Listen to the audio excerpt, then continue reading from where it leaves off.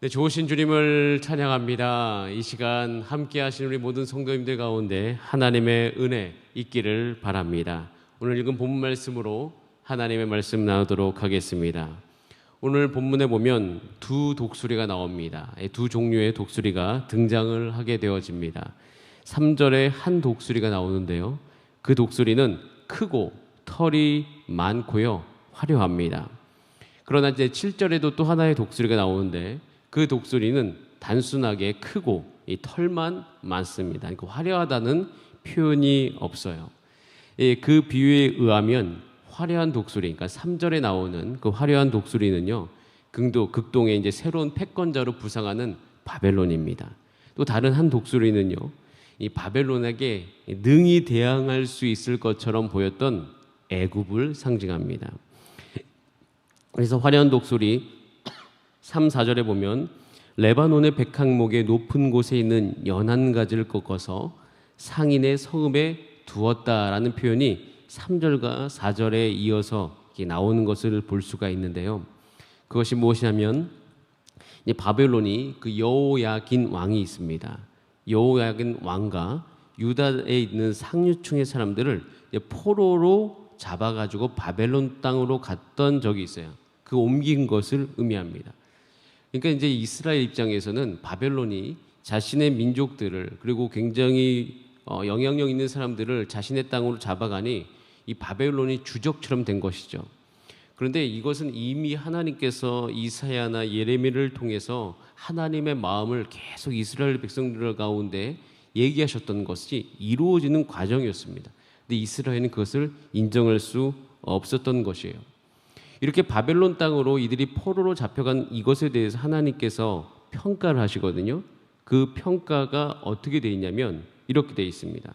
우리 이렇게 화려한 독수리는 그 땅의 종자를 꺾어서 큰 물가에 있고 옥토에 심은 것이다 라고 되어 있습니다.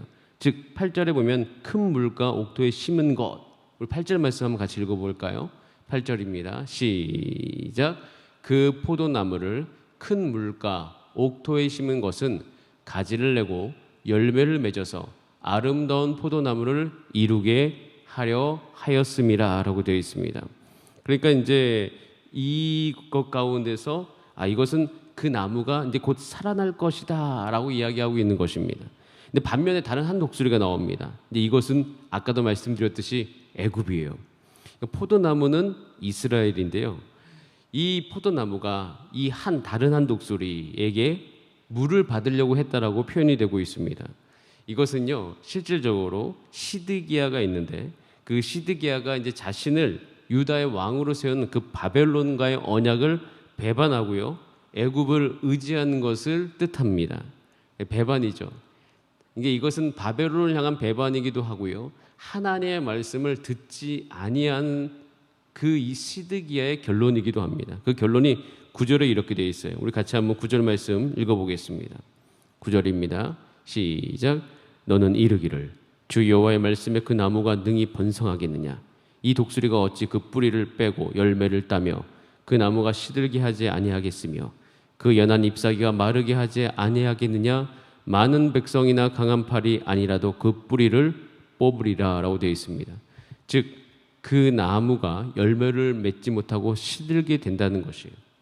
그러니까 하나님의 말씀대로 바벨론으로 가고 그 바벨론의 그 어떤 그 포로 시기를 이스라엘 백성들은 다 받아들여야 되는 시기임에도 불구하고 결국 그것이 너무 싫은 거죠. 받아들이기 어려운 것이죠.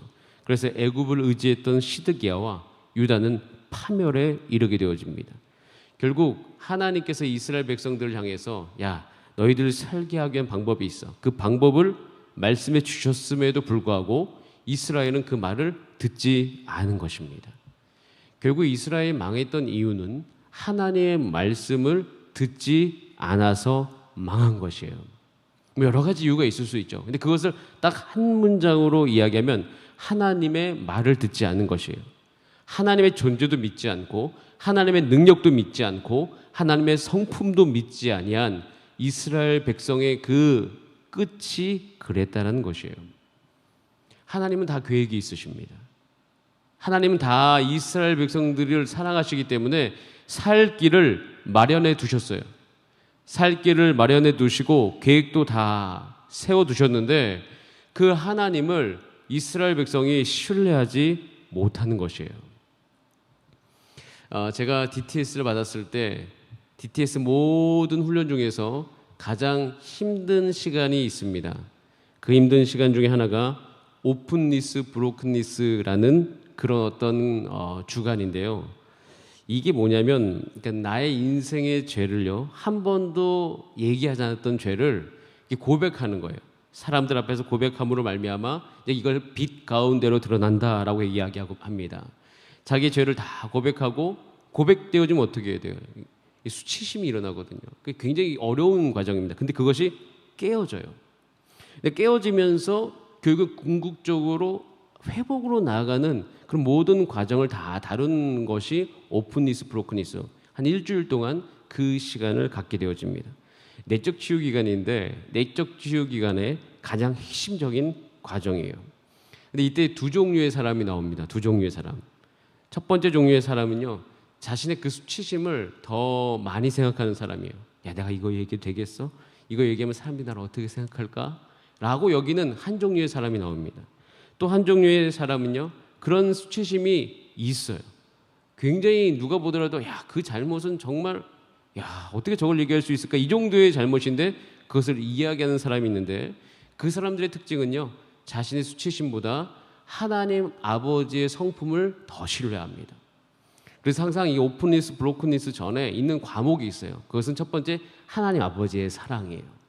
하나님 아버지의 사랑과 하나님이 누구신지에 대한 이야기를 먼저 하고 그 다음에 그것을 신뢰하는 것을 기반으로 오픈리스 브로큰리스라고 이야기하는 자신의 죄를 고백하는 그 기간으로 들어가게 되어집니다.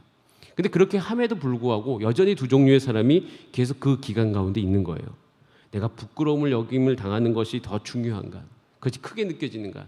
아니면 하나님의 말씀을 따르는 것을 하나님이 신뢰하는 것이 더 큰가? 다 이거예요. 그런데 이제 쭉 모든 과정을 다 보면 하나님을 정말 신뢰하고 자신을 온전한 빛 가운데로 드러나면 그 순간 아프거든요. 근데 아픔에도 불구하고 그 아픈 것만 같은데 그렇지 않더라고요. 순간 깨짐으로 아픔은 오는데 그것이 결국에는 자신을 얽매고 있던 그 모든 죄로부터 자유롭게 되어지고 그리고 하나님께서 허락해 주시는 그 온전한 회복으로 가는 아주 중요한 길이었다는 것을 거기는 모두가 다 보고 인정합니다. 그런데 끝내 그것을 하지 못하는 사람이 있어요. 저희 동기 중에서도 한 형제가 있었습니다. 그 형제는 그 시간, 그것이 진행되어진 시간에 방에 혼자 틀어박혀 있는 거예요. 그래서 이제는 우리가 보다 못해가지고 간사님과 함께 저 같은 조였는데 그 형제를 찾으러 갔죠. 근데 간사님과 함께 그 방에 들어갔더니 그 형제가 소리를 지르는 거예요. 그냥 나를 냅둬라. 나 참견하지 말아라. 그냥 난 여기 있을 거다. 라고 이야기해요. 간사님이 들어가서 그 형제를 가자고 얘기하니까 결국 그 간사님을 막 주먹으로 치려고 하는 어떤 그런 긴장감이 있는 그런 순간들이 있었어요. 그걸 보면서 야, 이 부분이 정말 어려운 거구나. 힘들다고 생각하는 사람에게는 정말 넘어가기 어려운 것이구나.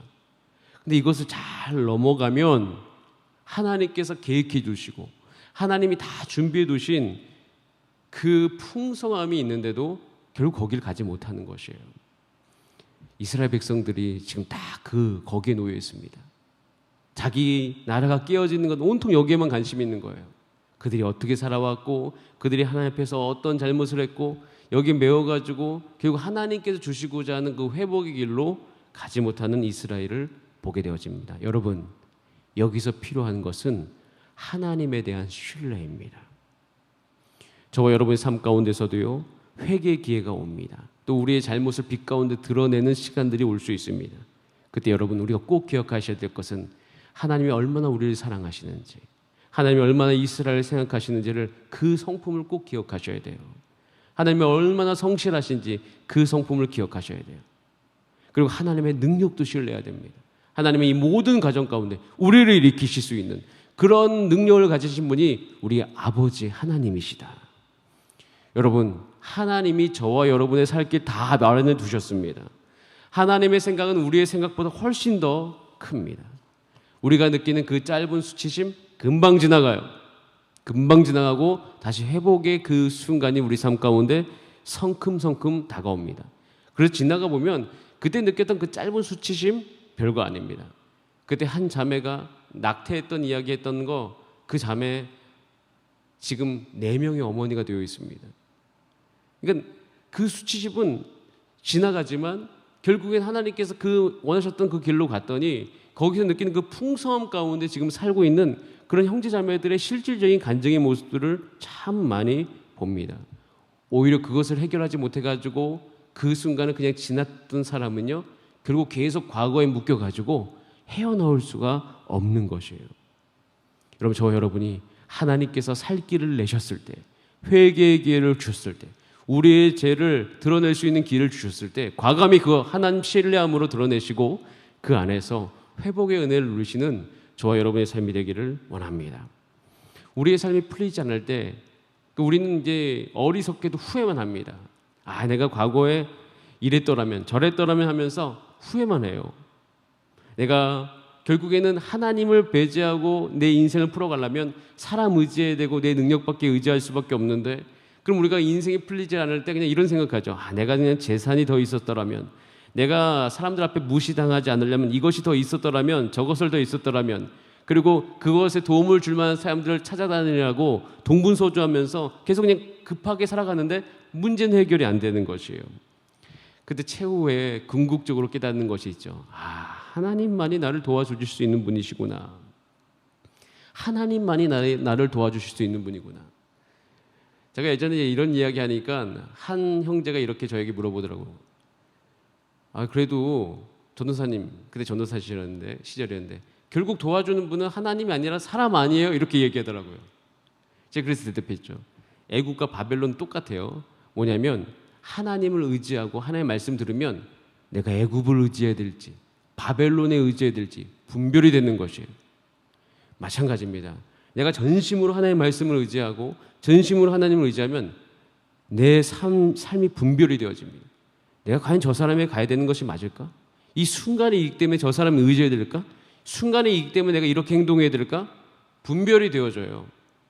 하나님을 의지하고 사람과 함께 살아가는 것과 하나님을 의지하지 않고 사람과 함께 살아가는 것은 천지 차이입니다. 여러분, 결국 DTS 가봐도요, 사람을 통해서 재정이 흘러들어오고 사람을 통해서 사랑이 흘러들어와요. 그걸 플로잉이라고 이야기하죠. 하나님의 음성을 듣고 그 음성 들은 것 갖고 나누는 거. 근데 이게 그냥 세상에 나가서 누가 나에게 돈을 주는 거하고는 천지 차이입니다. 완전 달라요. 왜냐하면 하나님을 의지하고 하는 것과 의지하지 않고 하는 것은 우리의 삶의 분별력이 차이가 있어요. 내가 정말 하나님 뜻대로 살아가는 분별력을 얻을 수 있다는 것이에요. 여러분, 하나님을 의지하시기 바랍니다. 이스라엘과 같이 그렇게 애굽 의지에서 망하는 길을 선택하는 것이 아니라 하나님의 뜻을 따라가실 수 있는, 하나님을 신뢰하실 수 있는 여러분 되어지기를 간절히 원합니다.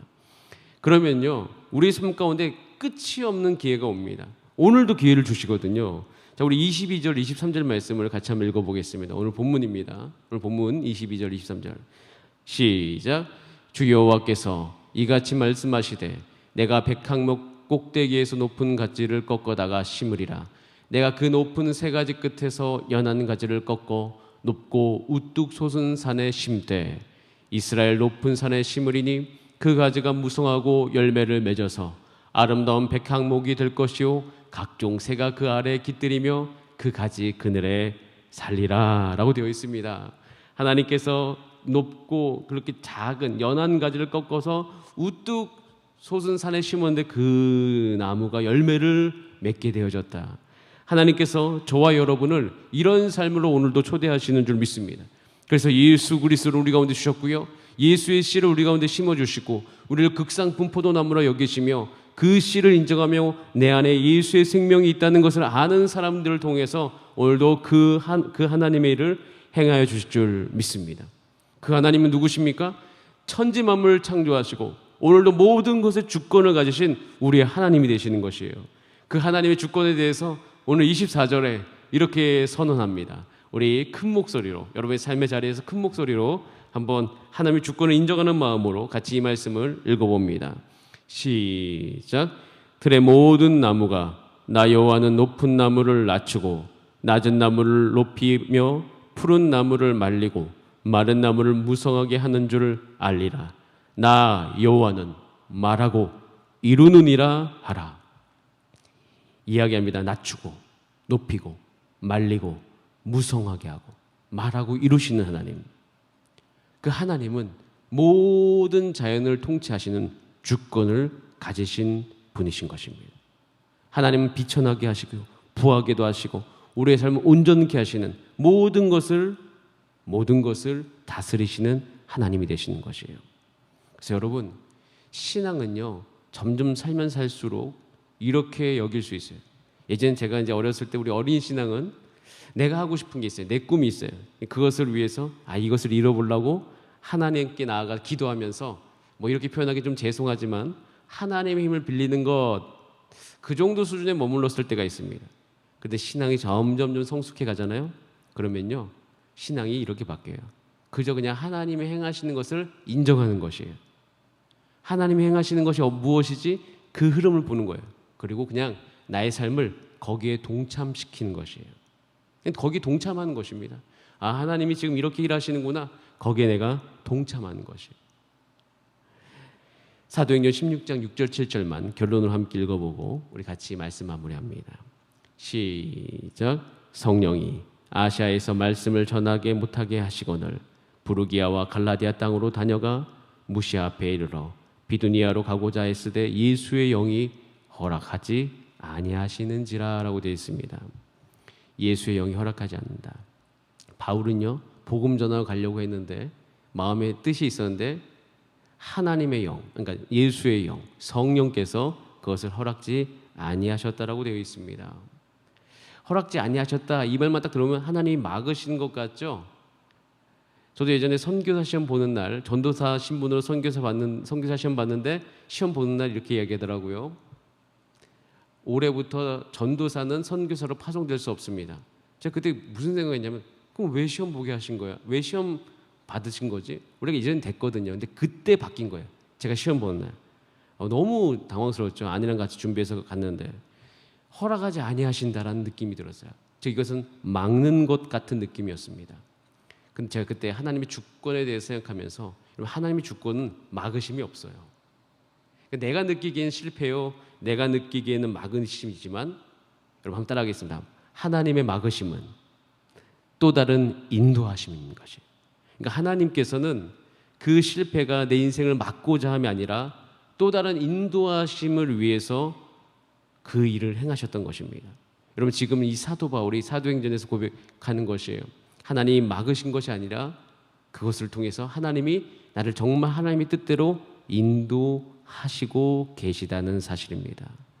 여러분 인생을 이렇게 보기 시작하면 우리의 삶은 더더욱 하나님의 뜻에 의지하면서 나아가게 될 것입니다. 여러분 오늘도 우리가 어떤 상황과 환경 가운데 놓여 있는지 모릅니다.